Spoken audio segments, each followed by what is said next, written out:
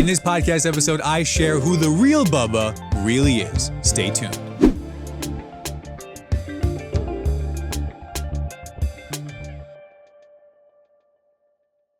Hello, everyone, and welcome back to the Sohile Ali Show, the only podcast hosted by a comedian. If you're new here, please hit that like button, hit that subscribe button, and hit that comment below button so you can let me know what's going on in your mind right now. I don't care how dark it is. I want to hear what's going on in your mind. Okay, don't comment that, but you know what I mean? If it's not going to get you incriminated, let us know.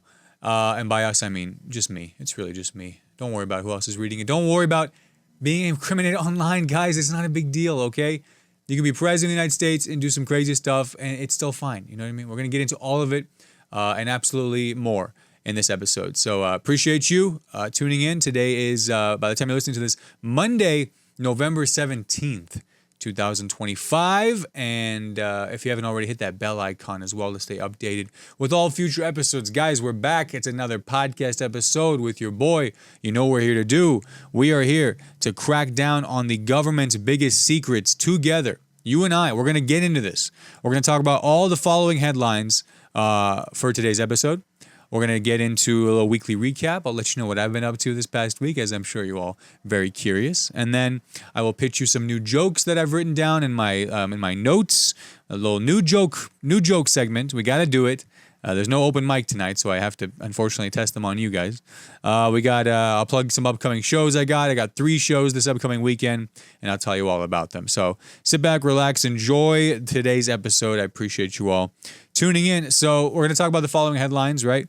Epstein's brother asking about a question, just a simple question that probably everybody's asked about, a dozen times to each other as brothers regarding Vladimir Putin and a couple other men who have also been president, who have also maybe been in the presence of each other, maybe or maybe not under a certain desk. Trump splitting with Marjorie Taylor Greene. You know, not every major celebrity couple needs the spotlight, but sometimes they do.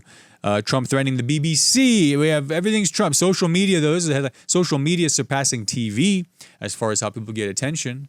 I mean, clearly we know that. Look at this show. And beef prices, guys. We got some beef with beef prices. We're getting economical, baby. This is the Freakonomics podcast suddenly.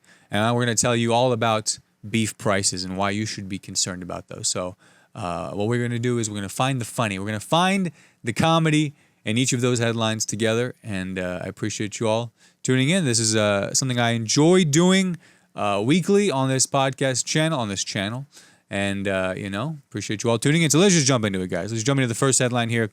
Epstein brothers Putin question. Jeffrey Epstein's brother raised a claim about Putin possessing an explicit photo involving Bubba. I'm going to put Bubba Gump Shrimp.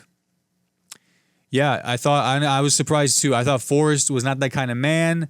At least it's a part of the movie we didn't see, okay? No, it's involving Bubba, which is Bill Clinton's nickname. So we're going to get into it. So if you have kids, we have people who are a little averse to we're not going to get explicit here, but it's going to be adult referencing content. I think the email said something to the effect of, does Putin have the photo of Trump blowing Bubba?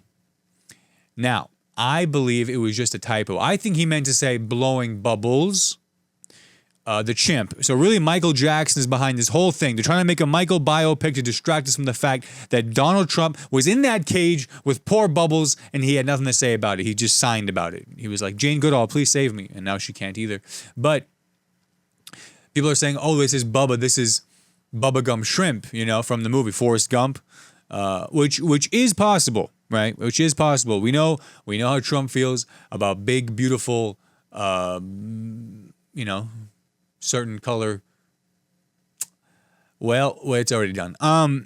No. So people have come to the conclusion that there is apparently a photo of President Donald J. Trump on his knees, or there's various ways to do it. Go to your local library, check out a book on it if you really want to know. With former President Bill Bubba Clinton. Yeah. Now, I'm just here to say, really, I think we need to be asking the following. is Hillary just not into it at all? I mean, and I'll tell you what, this doesn't sound like any Bubba I know. You know what I mean? This ain't the same Bill Clinton I knew from the 90s. No, sir. No, so the Bill Clinton I knew was loyal, faithful, could play the saxophone. This is Bill Clinton. This is not the Bill Clinton we know about. But apparently so, according to Epstein's brother. Which I think automatically by comparison, you're already a good guy. Epstein's brother, you know? It seems right. Because you can't, in your head, you can't wrap your head around that, oh, both the Epstein brothers were bad people. No, it was just Jeffrey. Jeffrey was the rotten egg. But Mark, was it Mark? His brother, he's a straight shooter, his brother. No, there's never been a pair of brothers who ever did anything bad, the two of them. No, never. I mean, okay, there was a couple episodes of Drake and Josh, yes, where both of them were responsible. I'll give you that. But in real life, no, man, no. It's usually one or the other. Menendez brothers, people bring this up. Never even heard of them. But yeah, Jeff Epstein and Putin. Putin has the photo. How did they let that happen? How did they get that photo across there, huh? Out of all the people that have it, no wonder he's confident as hell in all these meetings with Trump. He's sitting back there in Alaska like, maybe next time we meet in Moscow. And Trump's like, well, maybe. And then he goes, well, maybe next time I bring a big photo printed behind me of a certain someone with a certain Clinton president. Okay, well, okay, Vladimir, we can meet in Moscow. Sure, let's meet in Moscow. I love it. It's my favorite kind of cow made of moss. But leverage, baby. It's leverage. So what do you think is going on, man, do you think it exists? What do you think? Can someone I'm sure the AI recreations are plentiful. So please don't send me that. But what do you think? You think this is this the real thing? Is this going to destroy everything for the MAGA movement? Are they going to become the different kind of AGA movement, if you will? I don't know. Do you know? Let me know. Comment below. Moving on. Trump splits with MTG. That's right. Donald Trump has publicly split with the Mayan Tibetan gang. He did. He was trying to, create some ties with them, the Mayans, the Tibetans. He was aiming for peace. He was going to help them with their fight against China. And unfortunately, the gang dissolved because it turns out the Tibetans are actually quite peaceful. They really didn't know how to do many or much gang activity. But in other news, Trump has publicly parted ways with none other than Marjorie Taylor Greene. Trump publicly distanced himself from Marjorie Taylor Greene over the Epstein files dispute. So this is, just a lesson to us all. You got to make sure, keep your friends close, keep your enemies closer, and keep a person that you're only friends with so that you can keep your enemies at bay. Probably the closest of all, because that person may be the one to finally come to their senses and be the only person to go, hey, actually, yeah, I think we should be actually pretty honest about what we've done in our past and be open with the people that you serve. And I think that's the only way forward for this country. But that's just old MTG for you there. So yeah, very, very surprising news from the Marjorie Taylor Greene camp. Usually not a school of coming to their senses or being logical or using facts, but she apparently has turned a new leaf. But the leaves aren't green anymore because it's fall. And Marjorie has called for the public release of all the Epstein files, of which she is certain contain and are not limited to President Trump's involvement in those files. So the whole Democratic Party, everybody else involved who's interested in seeing these files being released, has Marjorie to thank, because sometimes crazy makes sense, You can't say, well, I'm never going to listen to Kanye West again. Did you hear what he said? Well, yes, I heard what he said, but have you heard Homecoming? Have you heard half of Watch the Throne? Have you heard most of Donda? Have you heard? Yes, we've heard his creations. They're incredible. We're going to keep on listening to them. Marjorie, It doesn't really aim for the incredible, more as less credible. But Marjorie has her past as well, and she's moving forward from it.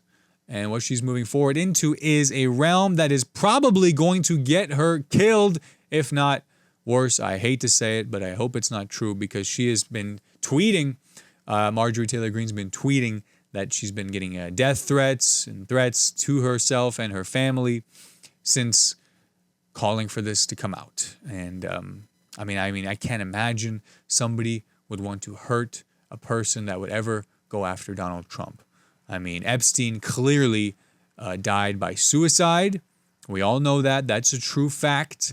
You know, from every piece of evidence we know, Jeffrey Epstein was a pretty low self-esteem individual. He unfortunately suffered from depression. He was not, the most charismatic. He wasn't the most, outward going. He didn't, dive into business. He was actually, people think he was a financier, but it's a little known fact. He was actually quite a quiet accountant in the background. So, nothing mysterious about how he died at all. This is par for the course of that sort of thing. So really, Marjorie has nothing to worry about, because the people who can harm Donald Trump, the people who have an idea of what Donald Trump is really about, are going to be fine. Things just happen as they're meant to happen. People don't go missing or die or, do anything without a clear explanation of how that happened. So Marjorie, you're fine. Relax. Take that phone away. Tell that security guard, go home, buddy. You take the night off. You're going to be just fine. In other news, but yeah, they are publicly disputing that. And if it wasn't obvious enough there, folks, always protect your local representatives. And if you are that local representative, for God's sakes, get some security. Get some black T-shirts around you. And please be safe. Everybody needs to be safe today more than ever. And look out for one another, If you see the ICE van coming, you say something. You say something, You see something, say something. I try to. If I saw an ICE truck coming, you know what I would say? Hey, buddy, you're looking for the Kroger. This is Home Depot. They don't even sell ice here. You know what I mean? You know what I mean. Okay, guys, I promised the last Trump headline. We can do this. One more. So Trump threatens the BBC with a lawsuit. Trump threatens BBC lawsuit. I didn't think it looked that bad. Oh, sorry, that was the BBL lawsuit. Sorry about that. BBC. Trump threatens BBC lawsuit. You thought the Bill Clinton photo was bad. Wait till he has with Obama. All right. Trump threatens the British Broadcasting Corporation lawsuit. So Trump announced that he plans to sue the BBC for $1 billion over its January 6th documentary. Yeah, that's right. Trump was unfortunately upset with the amount of shots that the documentary included that were actually filmed in D.C. on January 6th. No, he was upset that, his hair didn't look that good. No, actually, but the real reason why Donald Trump is suing the BBC for $1 billion over the January 6th documentary is because he had to purchase BBC Plus and he just didn't really want to do that. So he's suing them. In all honesty, Trump is suing the BBC for $1 billion probably because they didn't include one line where he said, make it a peaceful protest, before he then said, hey, everybody, let's go take back this democracy and let nothing or nobody get in our way. Wink, wink, Mike Pence, wink, wink, hint, hint. Who, by the way, is from my great state of Indiana. So I don't want anybody to hurt Mike Pence. If anyone's going to hurt Mike Pence, it's going to be Mrs. Pence when she sees how late he got home. Do you know how late this is? What were you doing? How come there's a contact named Bubba in your phone? You tell me right now where you've been. But yeah, man, I mean, this is tough. This is tough stuff for BBC, the British broadcast. First of all, it's going to be £1 billion, right? Or euros, UK euros. £1 billion is what you could lose on Wegovy. They're not sponsoring this podcast. Why would I mention a product that's not even being sponsored here? Okay? There's no Well, we got a couple brands back there. We're a big fan of the Pacers, big fan of Indiana University, 11-0 football team, Indiana University. Trump is threatening the BBC with $1 billion. It's going to be the $1 billion corporation after they're done with him. I'll tell you that. The BBBC. BBBC. I sound like C3PO. R2D2. Sorry, R2D2. Beep, beep, beep, beep, beep, C, beep, beep. Anyway. This guy doesn't know Star Wars that well to be referring to it. So yeah. Okay, we did. We got through the three. So yeah. We got through the three Trump headlines, guys. Let's get into something a little bit more relevant for today. So maybe something you would be interested in, my friend. Social media. You ever heard of it? It's probably how you're watching and listening to this show right now. Whether you're on YouTube or Spotify, Apple Podcasts, wherever you get your podcasts, please be sure to hit that follow button and share with a friend. Hit that rating on Spotify. We could use a nice rating. And by we, I mean I, because I am alone in this endeavor with you. So it makes it even more uncomfortable when you don't rate it. And anyway, I love you. So let me talk about this. So social media surpasses TV. I mean, you knew that already, but now it's official. Americans now get most of their news from social media, then television, for the first time. That's right. That's right, guys. It's over. The days of sitting down with a cold beer, cracking on the couch, and your wife brings a pot roast, and you have to go, it's delicious. And you turn on the Fox and the CNN and the ABC, NBC, and all that news. It's over, buddy. It's over. Because what are you going to do now? You get home, there is no wife. It's virtual girlfriend time. You get the virtual meatloaf like in SpongeBob, and you sit down, you crack open an IPA, whatever people drink these days, maybe a Diet Fanta. That sounds pretty good. And you sit on your counter and you just take out that same lean cuisine meal you have every night. You throw it in the microwave, beep, boop, beep, more droid talk. And then you pull out your phone and you just start scrolling. And you just scroll and scroll until your heart's content. And it's not even your heart anymore. It's just your soul is burning. And you don't even know what you're eating anymore. You're just putting it in your body. And then you're going, actually, I've turned the TV on in months. I don't even think I remember how to turn the TV on. That's you. That's you right there. I saw you. I see you every night. I am in your vicinity. I am watching from the windows. I'm not, don't worry about it. Don't worry about it. It's fine. I look away when you're naked. Don't worry about it. But I do look exactly while you're eating and not watching TV. You're on your phone. What are we doing on our phones, guys? We're scrolling. We're getting news. We're getting current events. We're getting all the stuff we talk about. We don't sit down to watch TV. We just don't. So if you're in a family, everybody's watching different things. You could be in a family and everybody is a different person. No, this is not the America that I was promised. I was promised a family that all look the same, talk the same, and think the same, thought the same. But no thoughts. I didn't raise no thoughts. Only gay sons for me.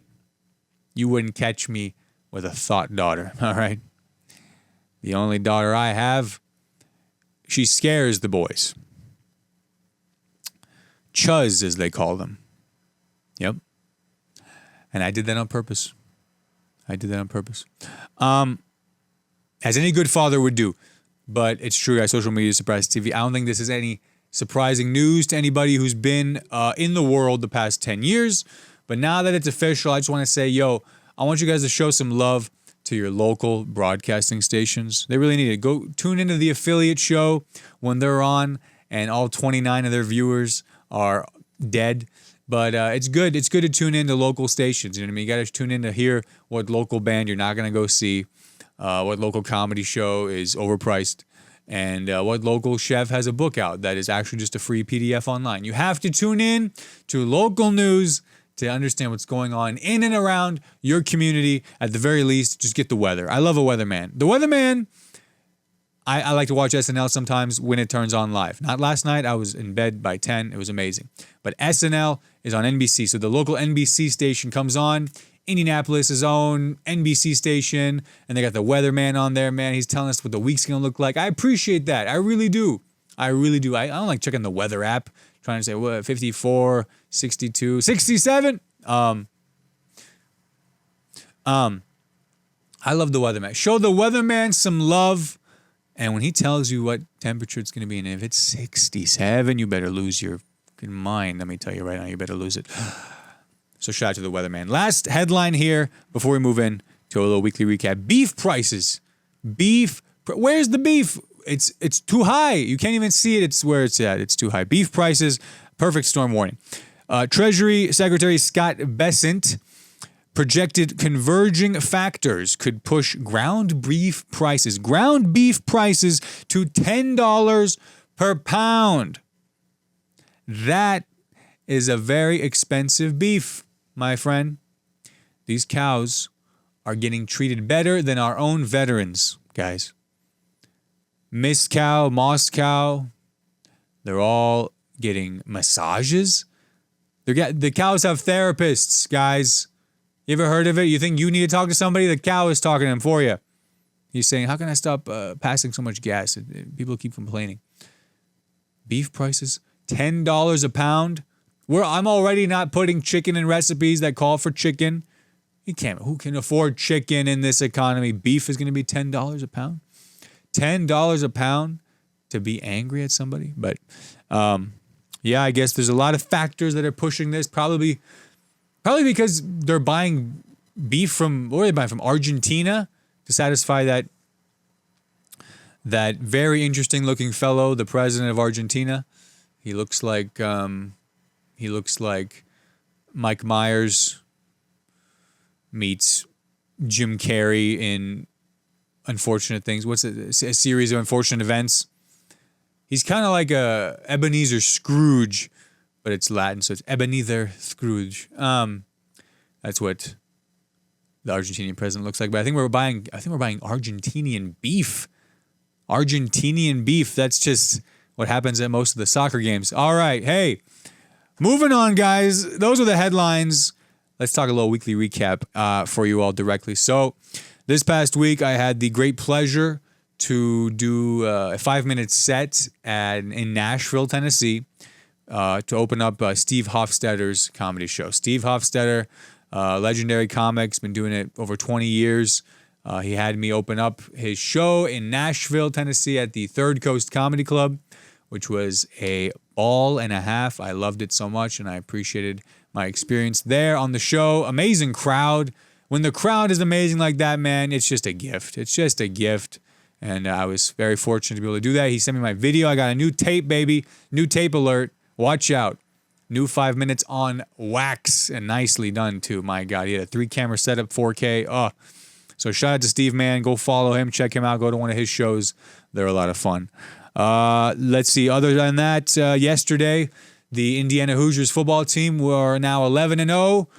Indiana, we're all for you. And 11 wins. 11 Indiana, baby.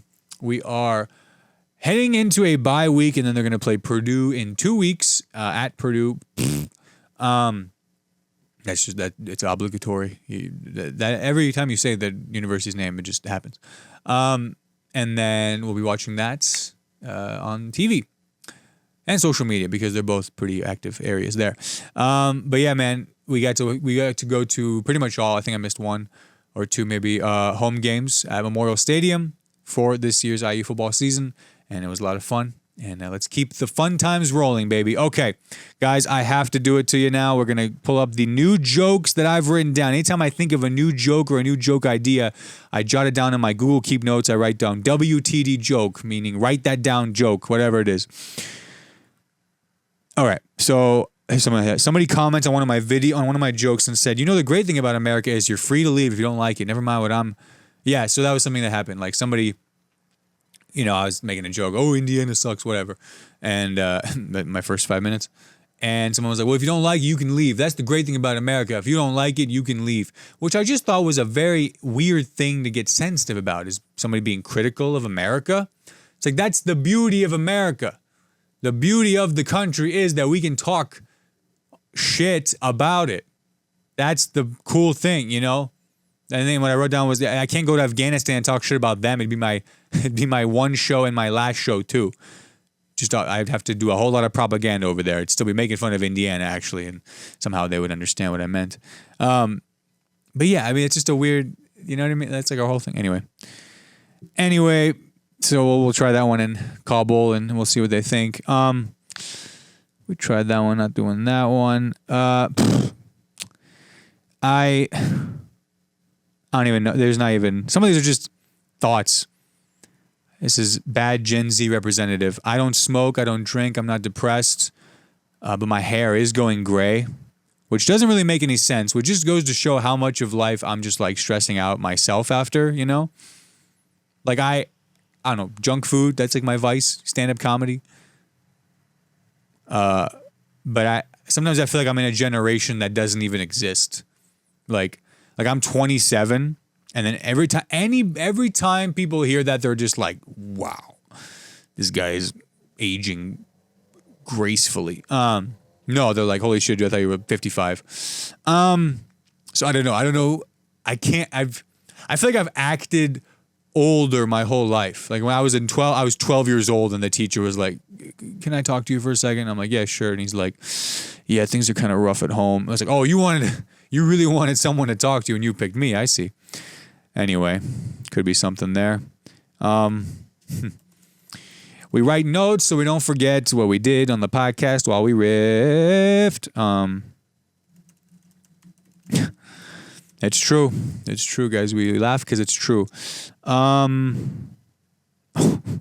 There's just a bunch of stuff I wrote down as far as what it means to... I think it was just a bunch of setups. Yeah, these were all setups. I grew up in the Midwest. I grew up in Indiana. My parents are from Afghanistan. I'm an only child. Yeah, my parents had me, and they said, you know what? One is plenty. One is plenty. What else do we got here?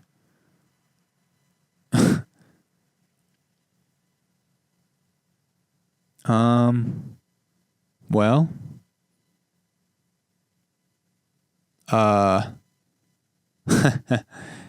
this is like working an office job, you know, like something like I have an office job, you know, and I sometimes feel like that Big Bird meme, you know, he's just sitting in the office room. But what is this? I had a coworker reply to me when I asked him how he was. He goes, "I'm still here, aren't I?" Which, first of all, are you okay? Secondly, that's about as good as we can do, right? I'm still here, aren't I? At that point, I have no further questions. You're alive. That's better than dead, according to you. I mean, you seem pretty miserable being alive, so I don't know. It might be debatable, honestly. Yeah. I'm still here, aren't I? That's not answering how you doing. That's not an emotion. Alive is not an emotion. I guess you could be feeling alive. I'm feeling very alive today. Yeah, but shouldn't you be feeling alive every day? How come? Anyway, all right. We're going to leave it there, guys. I need to plug some upcoming shows I'll be doing. I will be performing stand-up comedy. It's a new thing where you ask people what they do for work. But I'll be doing some stand-up comedy where I tell some jokes and riff, apparently, at Riff Raff Rumble, Riff Raff's Bar and Grill in Indianapolis this Friday, November 21st at 8 o'clock p.m., Riff Raff's Bar and Grill. I'm going to be headlining. Hey, old headliner Heil over here. Headlining the Treehouse in Terre, Haute this Saturday, November 22nd at 8 o'clock p.m. And then I'll be at Shahar, Louisville, Kentucky, Shahar. I believe it's a restaurant, Shahar, Shahar, on Sunday, November 23rd, also at 8 o'clock p.m. Excited to see my Louisville homies. Guys, I think that's it. Yeah, that's the show. Appreciate you all tuning in, and all the best. Like, comment, and subscribe. Hope you have a great week. See you all next time. Goodbye. Real quick before you click away, thank you so much for watching this video. I really appreciate it. If you enjoyed it, please leave a like, comment below, and subscribe for all future videos. Hit that bell icon to be notified for all uploads. Have a good one.